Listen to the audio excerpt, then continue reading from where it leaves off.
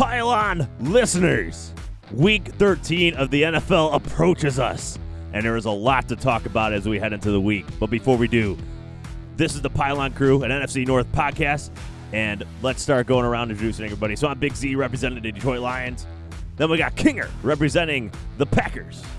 Boys, as always, good to be back. I want to give a special shout-out to two Green Bay Packers birthdays today, Aaron Rodgers and Aaron Jones. Happy birthday, fellas. Big day for Green Bay. Then we got Remy, representing the Vikings. We got no birthdays over here. We're just getting dubs. Skull Vikes. And then last but not least, we got Barney, representing the Bears. And I would like to piggyback off Kinger and wish Aaron Rodgers a happy go fuck himself. And Aaron Rodgers is 37 now, right, Kinger? Yep, joins that elite 37 and over crew. Jesus. Oh man, that's crazy. He's 37 already. But it's awesome. There's a. It is awesome. That means he's getting closer to getting out of the NFC North, right, Remy? Yeah. Yep, exactly. Oh boy. I mean, Kinger, how many years do you think Aaron Rodgers has got left to play? Yeah, I mean, I think he's gonna try and play into his 40s. I still think we have 2 or 3 at the minimum years of good elite football left in him. That's for sure. He's got no kids, right? He can keep playing. He's got nothing else. He's got no family that he talks to, apparently. All right. Oh, come on now. I don't know about that, Big Z. But, he joins Big Ben, Breeze, and Brady as the over 37 crew. It's he's getting up there, but he's still balling out. That's for sure. MVP season. I know. I was just picking off Barney's comments from last. Was it last episode, Barney, or rigging on Rodgers' family? So just piggybacking off that a little bit. But there's a lot to talk about here heading into Week 13. A lot of implications, but we'll dive into there's 3 NFC North games going on. If there's 3, obviously that means 2 are facing each other, so we'll dive into that one first. And, of course, that's the Lions traveling to Chicago for the second game. The last time these two teams played, the Lions blew a 19-point lead or 17-point lead in the fourth quarter in embarrassing fashion, to say the least, against Mitch Trubisky, who got benched a game and a half later. Only to come back to face the Lions, the one true team that he's had enormous amount of success against, of course. I hate he's a terrible quarterback, but he's like a Hall of Fame quarterback if he played the Lions 16 games of the year. The Lions coming off the firing of their head coach and GM. Darren Bevel is now the interim head coach, and he's been preaching that the Lions are going to have a lot of fun going forward, so whatever the hell that means. I mean, that was the anti-Patricia approach, so maybe that's what he's trying to go for. What are your initial thoughts here of Darrell Bevel here, Big Z? Let's hear him. Well, I loved Darren Bevel last year. Loved him. It was the offense I've been wanting to see Stafford in the last 9 years of his career last year. And they opened it up. There was a ton of play action. Even when, the run game wasn't super successful last year. Didn't matter. Stafford is great out of play action even when his run game sucks. And he was, if Stafford played 16 games last year, he could have been at least in the MVP discussion the way he was playing. He was that good last year. He was on pace for 45 touchdowns and only 8 interceptions until he got hurt. He was on a ridiculous pace last year, and then to get hurt with that back injury was just killer. But this year has been completely different, and it's hard. There's been way less deep ball passing. I would argue way less play action. There's almost no motion. There's a lot less creativity. And it's hard to say if that was more Matt Patricia or Darren Bevel. I guess we'll have to find out this week, at least from the offensive side of the ball, if it was more Matt Patricia philosophy that kind of hindered that, or if it was Darren Bevel's philosophy. For the love of God, if DeAndre Swift is healthy, Adrian Peterson should get 3 carries in this game, or inactive, like a healthy scratch. He has been awful. And I don't know. Matt Patricia had this affinity for aging running backs. Why can't I remember his name? The LeGarrette Blount, C.J. Anderson, and now Adrian Peterson, to give these guys excessive amount of carries. Luckily, they cut C.J. Anderson last year because he was even worse than Adrian Peterson. But anyways, AP had 2 touchdowns last week. I think they should keep giving him the rock. Yeah, from the 1 yard line. So it's not like he. I know. I'm just joking. He wasn't doing much. But I mean, the Lions are going against a Bears team that's, injury ridden. There's no Akeem Hicks is out, right, Barney, for this week again? They haven't confirmed it, but he's still milking that hammy, so I don't think he's gonna play. The Lions cannot lose twice to this Bears team. One of the worst teams I've watched, and I'm still in shock that they lost to them in week 1. I don't understand it. I still don't understand it. And I mean, we're down Desmond Trufant now. We're down Danny Shelton. We pretty much have our starting 2 DNs, and then the rest are backups, like practice squad defensive linemen. Because 6 of our defensive line was already kind of a thin position going into the year, and it's super thin now. We have Griffin, Aquara, and then everybody else is backups. So if the Bears ever were to take advantage of the run game, it would be this week. But having said that, I think the Bears are just floundering right now, and at least the Lions fired their coach and maybe have this new sense of energy. So I still like their ability to pull this game out. The Lions 3, I don't know why. This should just be a pick 'em. You can go either way in this game, really. But, I think Stafford comes back. Galladay's not going to play again. It looks like he hasn't practiced yet this week, so he's not going to be coming back to Chicago to play. I don't know what his situation is going forward. There's a lot of things up in the air, but I still like this Lions team to win. They can't lose to this terrible Chicago team twice, so I'm going to say Lions win this game 24-21. It'll be a close one, but I think the Lions pull it out ultimately. Barney, let's take it over to you, man. The Bears. I'll just cut in here. I think you said enough about my team. You said it. Mitch Trubisky, he's a Hall of Famer when he plays you guys. He has very, very few games where he's got 3 touchdowns in a game. And let's just look at his stats here. Since 2018, he's 4-0. He's got 12 touchdowns, 1 interception. Ridiculous. And he's got 124 passer rating. I mean, that's like stats that you Hall of Famer you'd think would be a second overall draft pick. And you know what? I would love to face the Detroit Lions each week, but sadly, there's much better competition across the league. But I'm not gonna lie. I was waiting to hear if Kenny was gonna play because later in the best bets, I was thinking +3. With Detroit, that would have been a lot sexier than what it is now without Kenny. But there's no confirmation, but it does look like it's trending that he is not going to play. Dude, and there's so much going on with this Bears team right now. I'll say one positive thing is that our line has been awful all year, but I like that we've put out some changes in this last game, and I think they actually played better than they had previously. And the big changes there were Juan Castillo. He put in Sam Mustipher. Golden Domer. He put him in at center and slid Cody Whitehair to guard, thus taking Rashad Coward. I've said his name too many times. That's my boy. Mike Wazowski. We finally got him off the fucking line. But there's still Leno. There's it's still a below average line, but I think this one at least provides us the best chance moving forward for what we have. But man, you want to talk about a toxic week this week inside the clubhouse.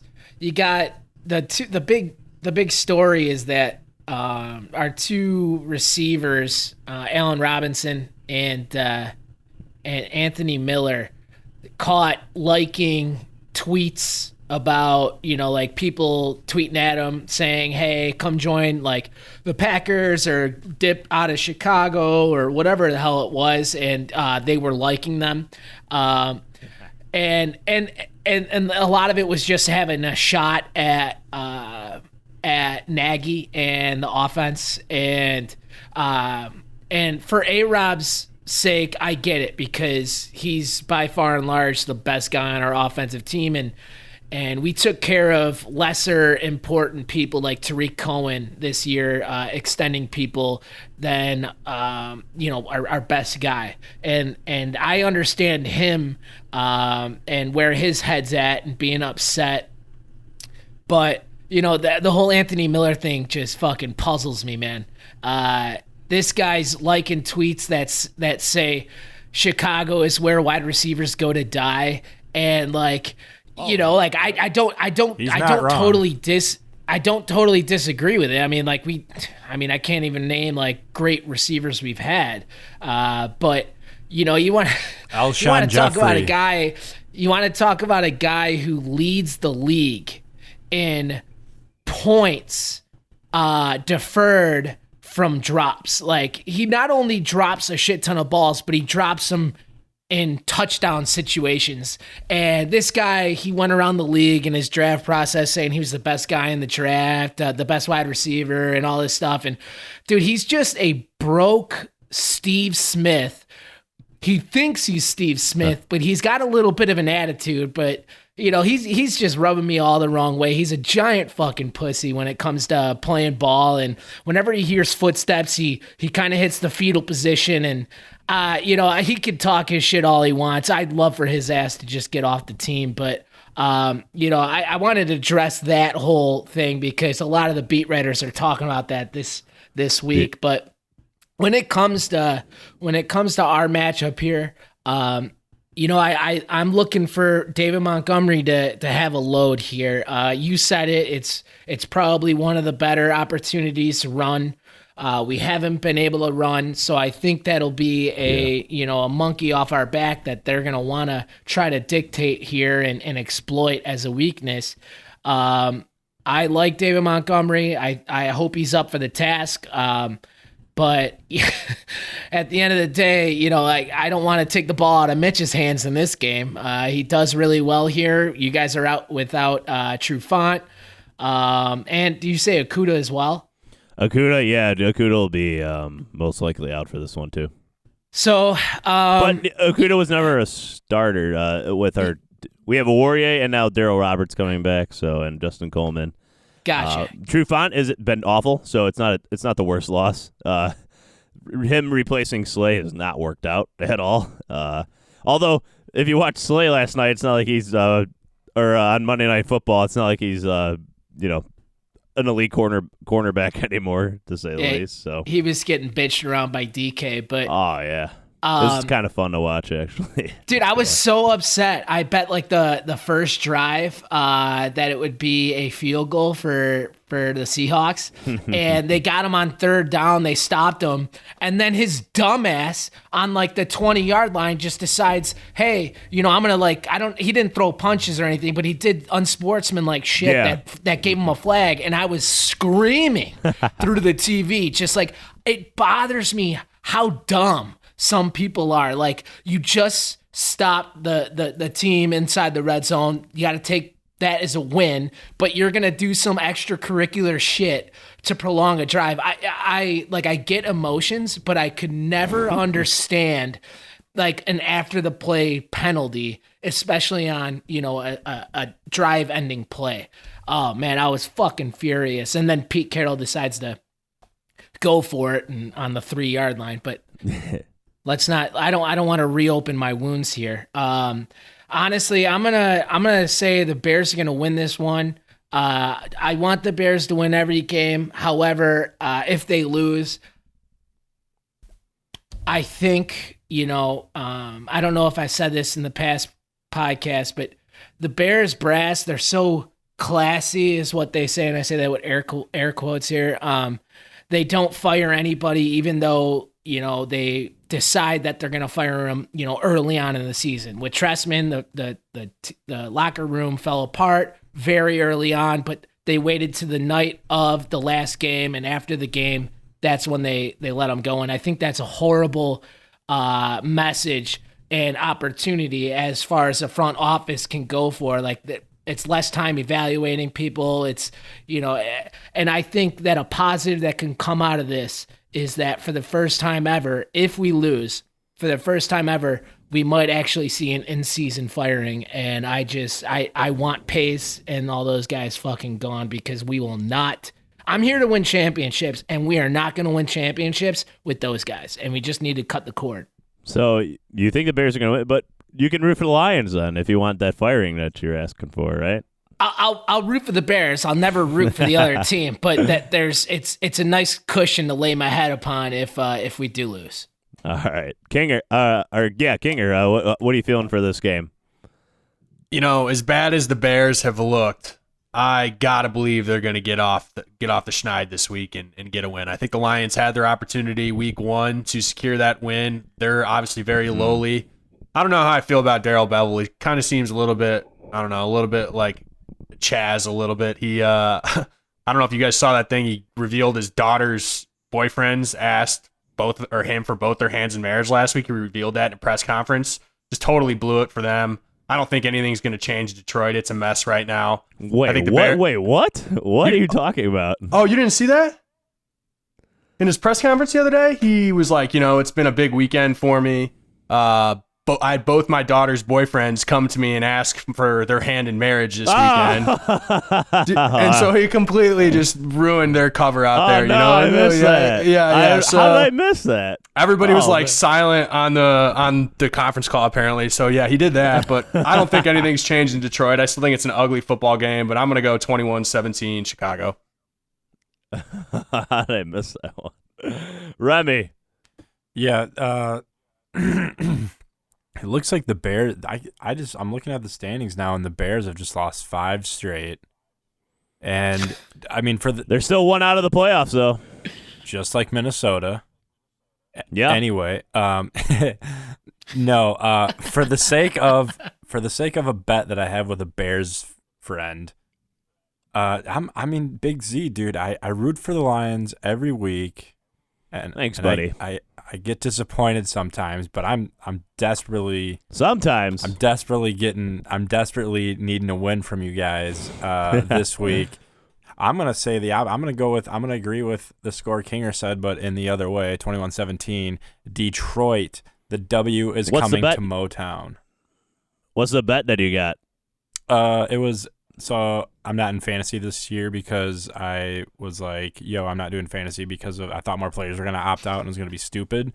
So I just took the $50 that we did in our league and we all just didn't do our league. So I bet. I was like, I'll bet you the Vikes have a better record than the Bears. I'll throw my 50 on that. And he's like, all right, let's go. And here we are. So if you're listening, Rundy, go Vikes. The only real competition I really care about right here in this game is the Hawk versus Graham matchup. I want one of us to go up. Obviously, I want Graham to go up here. I think it's a good opportunity, and I'm hoping Trubisky gets me in that favor here. Just like he did in week 1. Hawkinson's become more and more of a favorite target for Stafford though too. So especially with Kenny out. Yeah, especially. Barney, before we move on to the next game, do you want to just wager? I'm love to. A case of white. How about White Claw? A case of White Claw. Whatever you want to do. Let's do it. I got nothing against White Claw, but why White Claw? That's the best seltzer, and I've been to drinking the seltzers lately.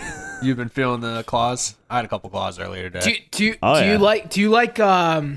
Do you like Tito's?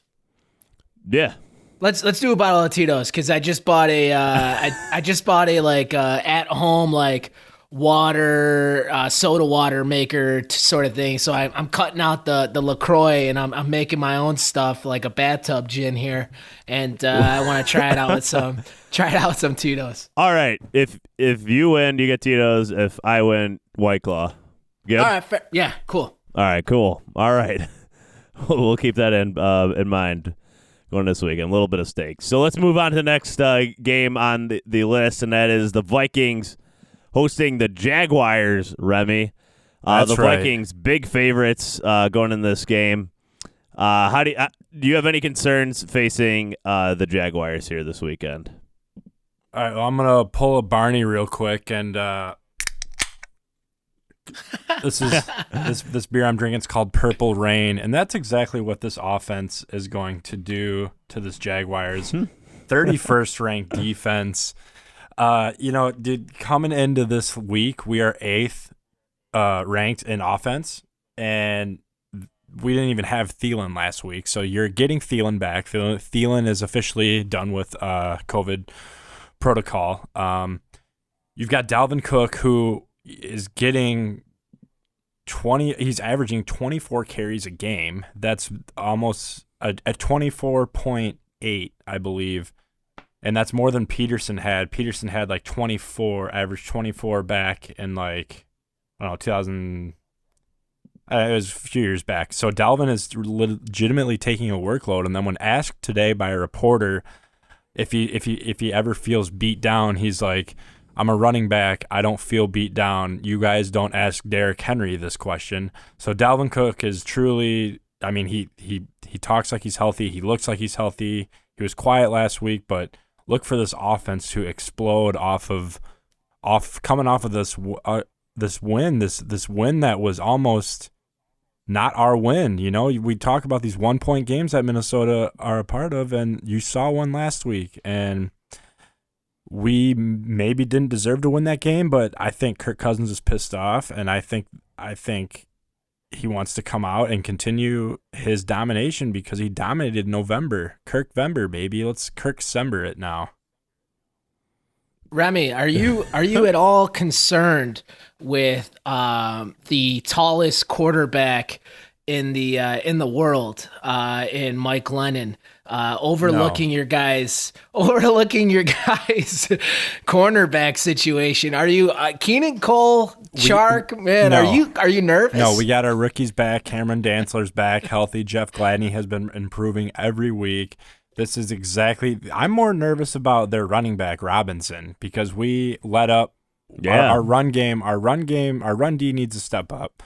I'm more nervous about Robinson taking it to us. But that's kind of a fun matchup here. I mean, Dalvin Cook, second in the NFL with 1,130 yards, and Robinson's third in the NFL with 890 yards rushing. Yep.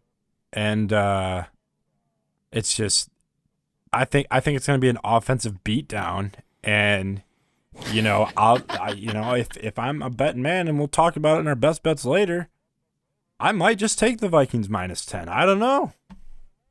I think it's an offensive beatdown. 34-10. You're getting a field goal. I think you're taking them then. Yeah. You're getting a field goal or maybe a touchdown at most, Jacksonville. You're not coming into Minnesota thinking you're getting a W, because that's just not happening. I'm sorry. Defense is improving every week. Eric Wilson and Eric Kendricks are just walking turnovers. DJ Wanham on the defensive line has stepped up big time. I'm telling you, when we're fully healthy, watch out, NFL. We're on a tear right now. I think we won 4 out of the 5 last games, and I'm loving it. After starting 1-5 and talking Trevor Lawrence, we flip a switch. Kirk Cousins heard me. See, Kirk Cousins, you hear me on this podcast, brother.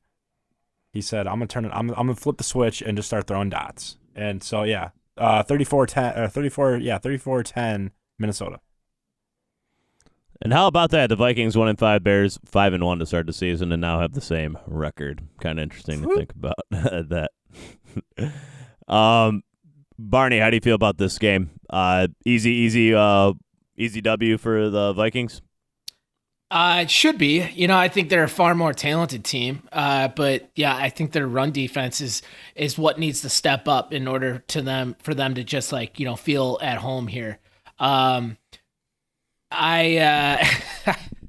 think Mike Glennon's an absolute joke. Every time I look at him, I legitimately picture from Madagascar, the movie, Melvin the giraffe, and his clumsy ass, and I just can't see. I truly think if Minnesota kind of shores up their defense a little bit, they're going to be a tough team to play, even for a good squad. So I think they're going to pound the rock, just like Remy said, and I'm going to say 27-13. Okay. So I mean, the Lions played the Jaguars a few weeks ago, won 34-16. The best game under in the Patricia Lions era. Swift had 116 yards, Galladay had 100 yards receiving. The Robinson only had 29 yards rushing in that game. It was a complete dominance. This Jaguars team is not good. The only thing I will say is that Glennon looked a lot better than that Luton guy that they had. I watched a lot of that game last week where they played the Browns, and he actually looked pretty good. Definitely a significant upgrade from what they had the prior 2 weeks. But I agree, this defense is terrible for the Jaguars. It's awful. So I'm gonna go 31-17 Minnesota in this game. Kinger, last thoughts on Minnesota here? You guys hit on a couple of my points that I was already going to talk about. Obviously, on paper, Minnesota is a much more talented team. But since, your Lions beat them, Big Z, 34-16, the last 5 weeks, Jaguars, for the most part, have hung around in just about every single football game. They did get blown out with the Steelers, but they've at least kept it competitive. And although Minnesota is rolling right now, they have obviously improved tremendously over the last few weeks. I still think this is a game that Jacksonville hangs around in. I am going to take Minnesota to win this 30-24, but I kind of like Jacksonville to cover. I think their defense, it's not good, but I think it's good enough if they can stop Dalvin just even slightly. I think Glennon is improving, and I think they at least make it a little bit of a football game. It's definitely a UCLA reunion out there on the field with Miles Jack, Eric Kendricks, and if Anthony Barr was there. What's funny about that is we know Anthony Barr and Eric Kendricks roomed in college together, and then when Kendricks was a senior, he roomed with Miles Jack, and so we had the opportunity to get, fun fact, we had the opportunity to draft Miles Jack and have all three UCLA linebackers, and we drafted Laquan fucking Treadwell. Go fuck yourself. I think that's a good place to stop. That was excellent. So let's go on to the last game of the NFC North slate. And that, of course, is the Green Bay Packers hosting the Philadelphia Eagles. A little bit of a revenge game, no? Kinger, from last year, what was it, Thursday night, where the Eagles beat the Packers? Yep, they got us 34-27 at home last year, and this was a game that I highlighted heading into the season. I was definitely looking forward to, and maybe some thought Philly was going to be in a little bit better position than they are right now, but again, the loss last season still hangs in the Packers' heads, I'm sure, and I'm sure they're ready to go out there and get some revenge this week. Yeah, I mean, what's any health issues for the Packers going into this game? Packers, by the way, 8.5-point favorites over under 47. Yeah, we're trending in the right direction in regards to injuries. The only two people we got lucky last week. Corey Linsley left the game early with a knee injury after leaving the previous week with a back injury. So he was a little bit questionable, banged up heading into last week. Gets re-injured. Got good news that they don't think it's season-ending, just a strained MCL. So he should hopefully be good in 4 to 6 weeks. Lucas Patrick, our guard, was a little bit banged up today as well. But other than that, everybody is back in the lineup, or at least was limited participant in practice today. Activated Chris Barnes off the COVID list. So the Packers are definitely trending in the right direction in regards to health heading into this week.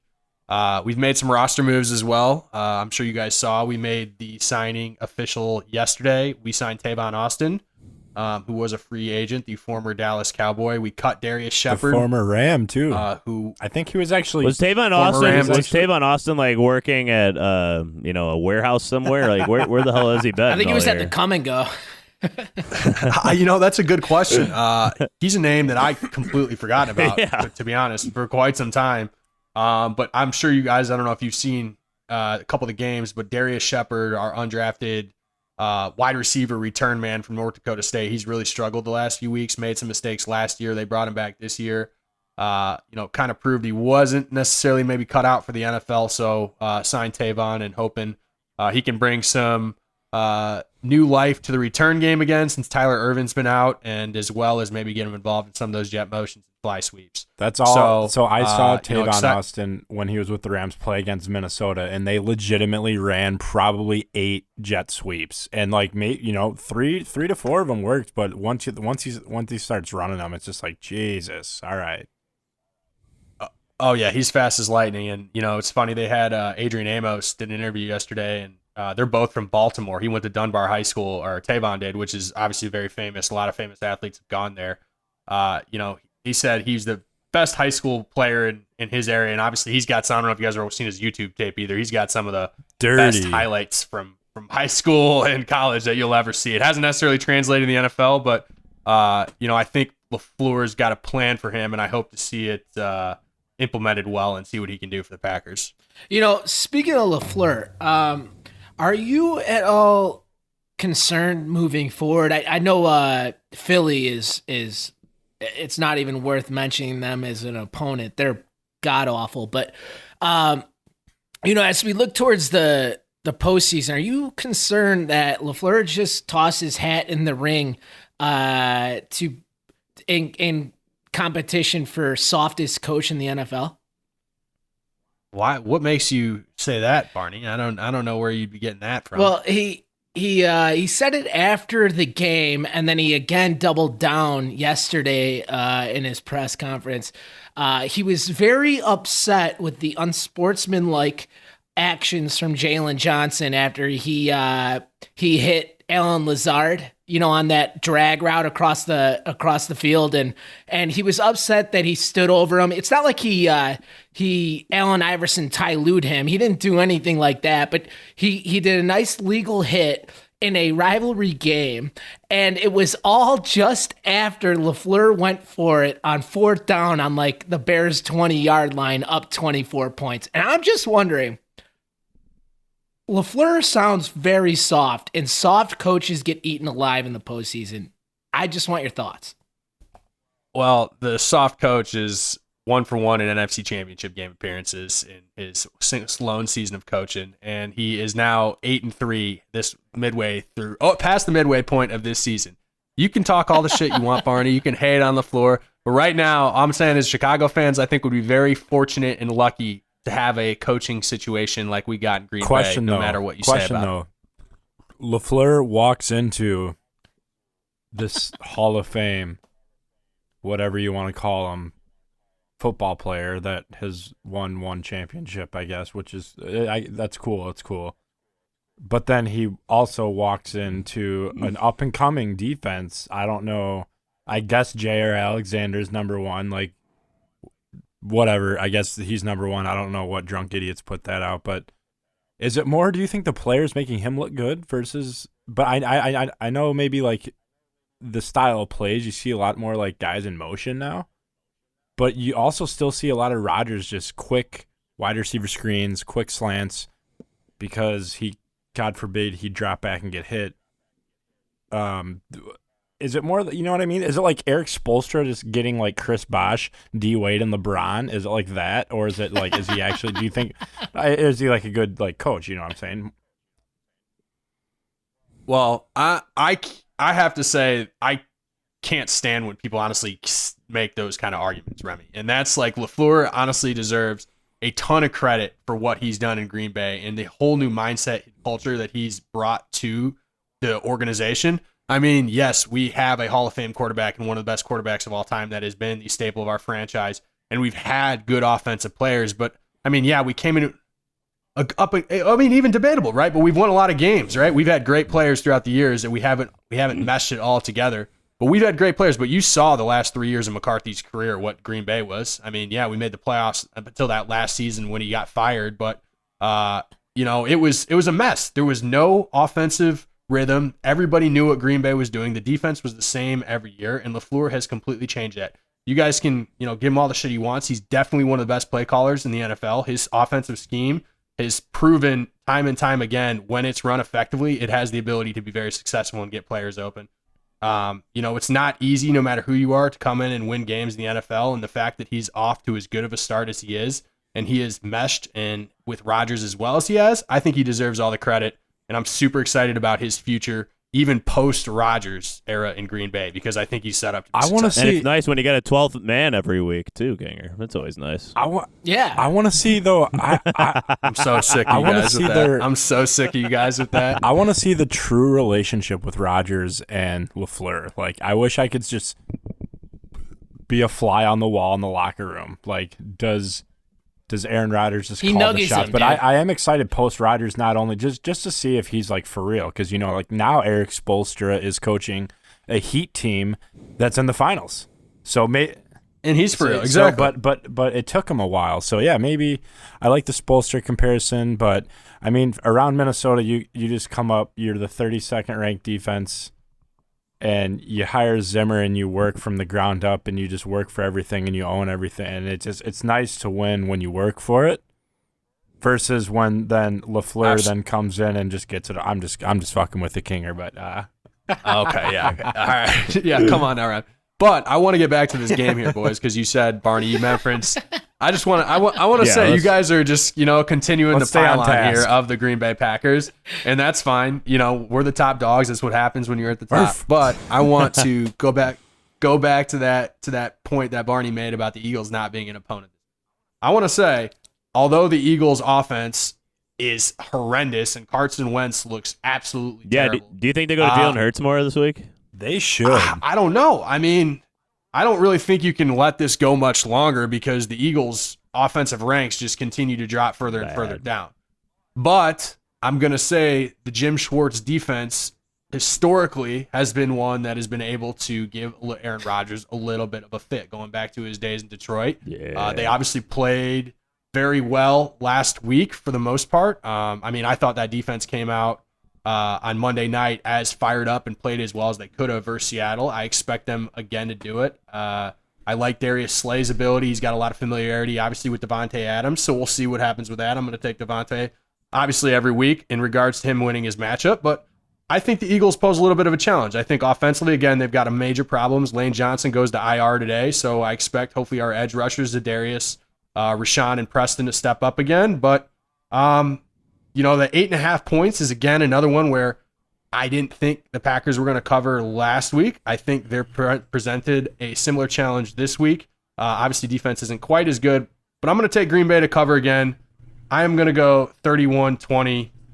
Just outside that line, but I think Green Bay hangs on this week at home and gets the revenge on Philly. All right, Barney, what do you think? Can we just real quick, Jim Schwartz. I miss him. What a fucking dork, man. I miss Jim Schwartz. I miss Jim Schwartz a lot. That guy is in the news all the time for the wrong things. And I miss Jim Schwartz. It started off with the shake of Harbaugh. That was one of the funniest things in the world. Legendary. Oh yeah, that was great. And then like the other Harbaugh day, pushed him. He pushed him in the back. It was a dirty handshake. And then his latest, like, trying to chirp at DK Metcalf. Like, DK puts people like Jim Schwartz in lockers, like, it was hilarious. But I think as far as the prediction goes, if the Packers don't win by 21, then consider it a loss. Because straight frauds, right, Barney? Straight frauds. I'm concerned. That's all I'll say. Okay. Kinger makes a good point about Schwartz and the Packers and Aaron Rodgers. I think Schwartz is still a really good coordinator. It wouldn't be the worst thing in the world the Lions hired him back, to be honest with you. I think Jim Schwartz. I think Jim Schwartz at least has an identity with his team. Under Patricia, there was never an identity. Maybe you don't like it, but there's some there, and he did have some moderate success with us, and I think he could learn a lot from his first time. But anyways, that's another topic. But 24-16. And I do think Jalen Hurts at least gets a quarter of play in this one, if not more. They got to change something about that offense because it's brutal, and I think Jalen Hurts is at least add something else. So 24-16, Packers win, but they don't cover. Remy, I hate the fucking Packers. Packers are gonna lose 30 to fucking 33. Philly. 33-30. Philly offense is putting up 33 points this week, boys. All right, let's move on to our final segment here. And that, of course, is Best Bets. So, Barney, recap and let us know what your best bets are for Week 13 of the NFL. Absolutely. So, down in the cellars. And, coincidentally, the team I would least be proud of is Kinger and the Packers. And then tied for second. Tied for second, Remy coming back strong. You're like the little engine that could here. We're You're like just the working your Minnesota way Vikings, back. but betting wise. He's been hot, fellas. And he's tied with Big Z here. And myself, I'm up at the top, but I haven't been doing too much in the last couple weeks. It's been a little pitiful, but I'm gonna pick it up here. And the way I'm gonna pick it up here is that I'm going to throw a little caveat. So the first game I'm gonna take Las Vegas -7.5 at New York Jets. Yeah, I might have said caveat like out of context. I don't even know what that word actually really means. But Las Vegas covering 7.5 at the Jets. You got the Bengals. You got a few teams down in the cellars that just are not going to show life of winning. And I think they really need to push the envelope and make sure that they win the Trevor Lawrence sweepstakes. I think Vegas just got embarrassed last week, and they're, John Gruden, he doesn't take shit lightly. So, knock if you're with me here.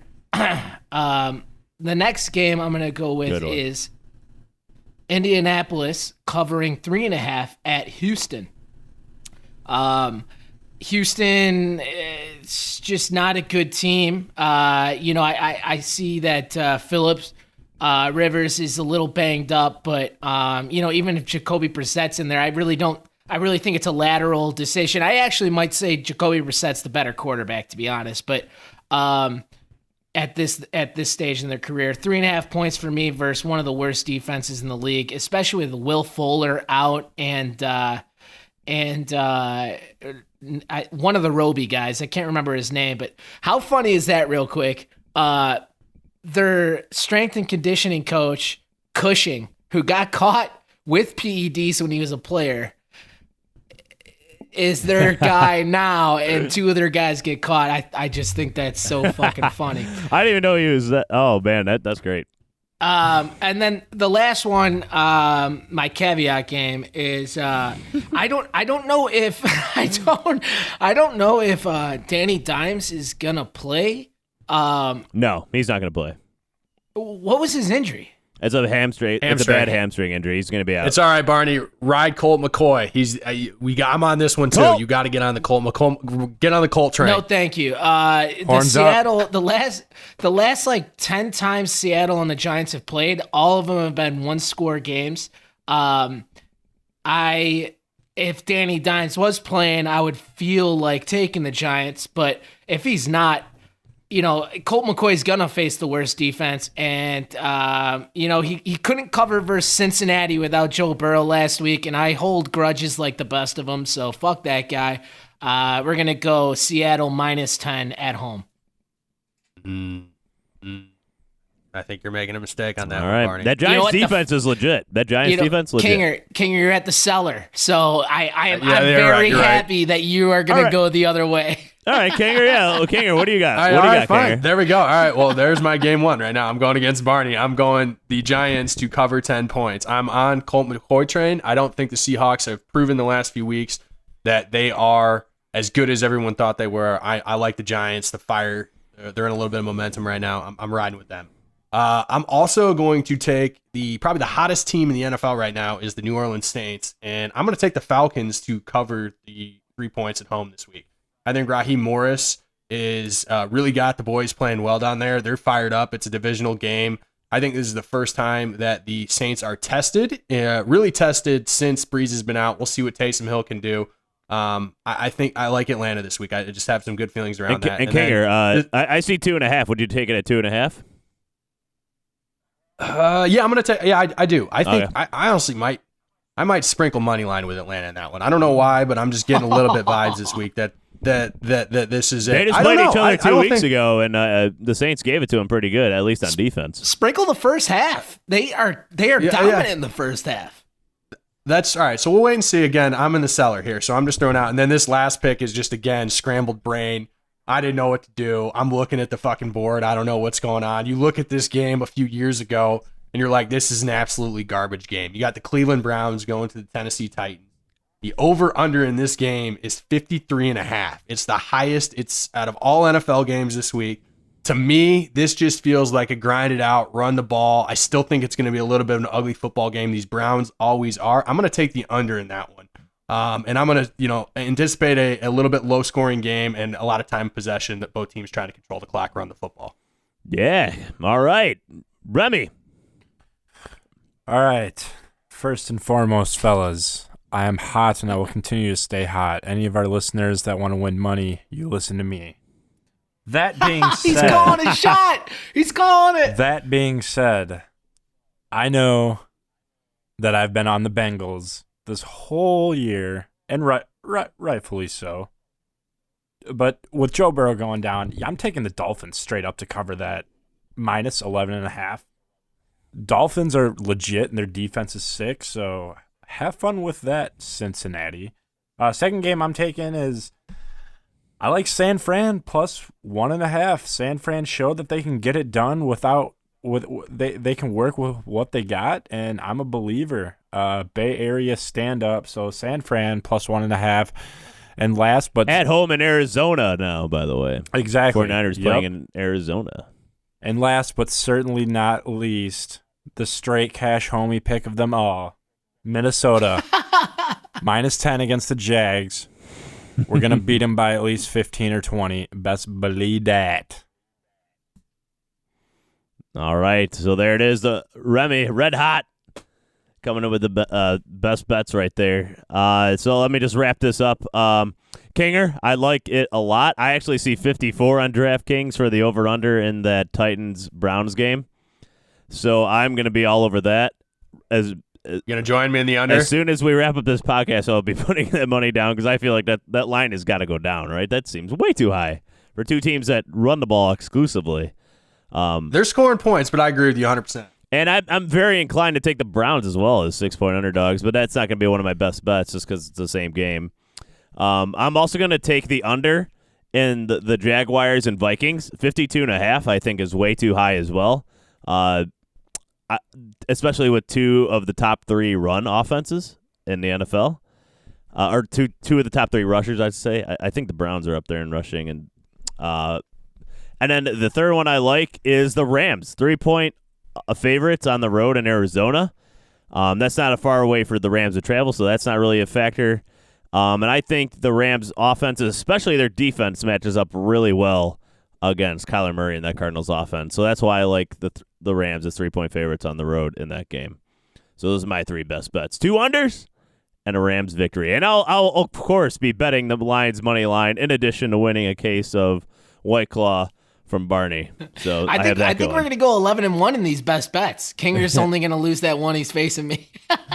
Honestly, I've been so bad, Barney. I'll take the 2-1. We can walk it off with that. All right, gentlemen, I think that's going to wrap it up. So Week 13 of the NFL approaches us. We'll be back. We'll be recording on Sunday night again and have an episode out Monday recapping everything that happened in Week 13. So thank you, everybody, for listening. The Pylon on Instagram. That's it, The Pylon. So go search it there. Please subscribe on Apple, Spotify, wherever you get your podcasts. And please leave a review on Apple. We really appreciate it. But thank you, everybody, for listening. Keep enjoying your holiday season. I'll be talking to you soon about Week 13. For Remy, Barney, Kinger, I'm Big Z. Thank you, everybody, for listening, and have a great weekend. Virginia, listen to me. Clean house. Thank you. Love you. Sweet dreams.